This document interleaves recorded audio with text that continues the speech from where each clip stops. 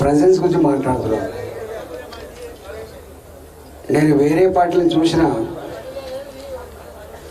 ఏ party కూడా నాయకులకి కార్యకర్తలకి ఆ పార్టీలు అధికారం ఉంటే ఏమొస్తాయో అధికారం లేకపోతే కూడా ఏముంటుందో మనకు తెలుసు. కాబట్టి ఏమి వచ్చినా ఏమి రాకపోయినా పార్టీ కోసం పనిచేసే సైనికుల్లాగా ఉండే కార్యకర్తల పార్టీ భారతీయ జనతా పార్టీ.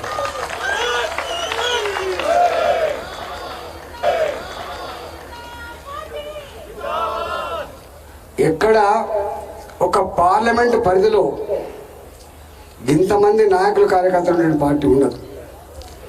నాకు పక్కన కూర్చొని మా పాత మిత్రులు గౌతమ్ గారు ఒక మాట చెప్పి, గౌతమ్ రావు గారు,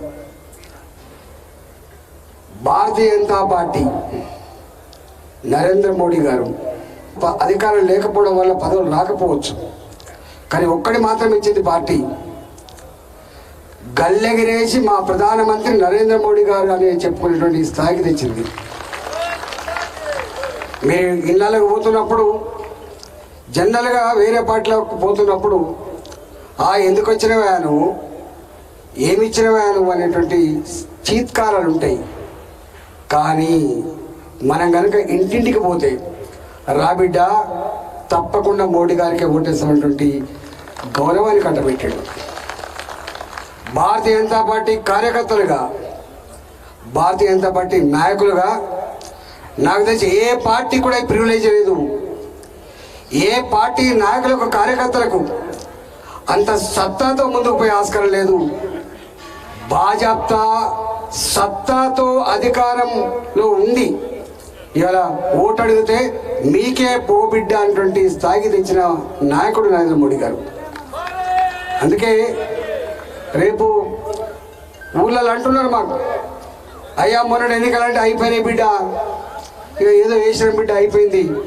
కానీ రేపటి ఎన్నికలు మాత్రం పెద్ద ఎన్నికలు. అవి మొన్న పోయినేమో చిన్న ఎన్నికలట, రేపు వచ్చేటేమో పెద్ద ఎన్నికలట.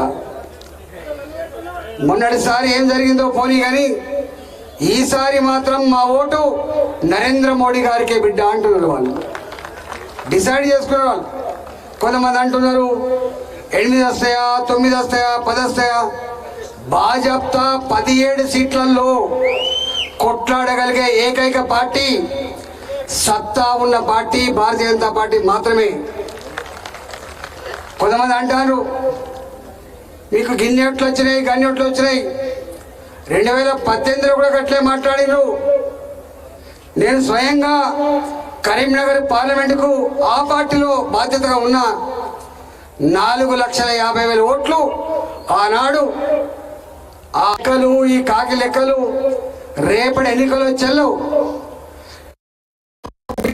చెప్తున్నారు బిడ్డ, దేశంలో రామాలయాన్ని నిర్మించడం గొప్ప కాదు బిడ్డ, కానీ గల్ఫ్ దేశాల్లో పోయి మన గుడి నిర్మాణం చేసి వచ్చిన బిడ్డ మోడీ గారు.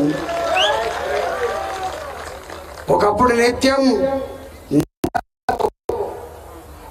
నిత్యం ఇతర దేశాల దౌర్జన్యాలతో ఎట్లా ఉండేనో గొప్ప మెజార్టీతో సికింద్రాబాద్ పార్లమెంట్లో గెలిపించేటువంటి సత్తా శక్తి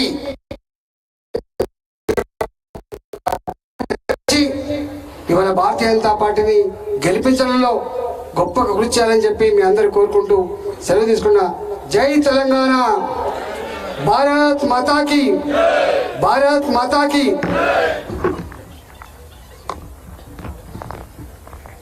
ఇప్పుడు మనల్ని ఉద్దేశించి మాట్లాడవలసిందిగా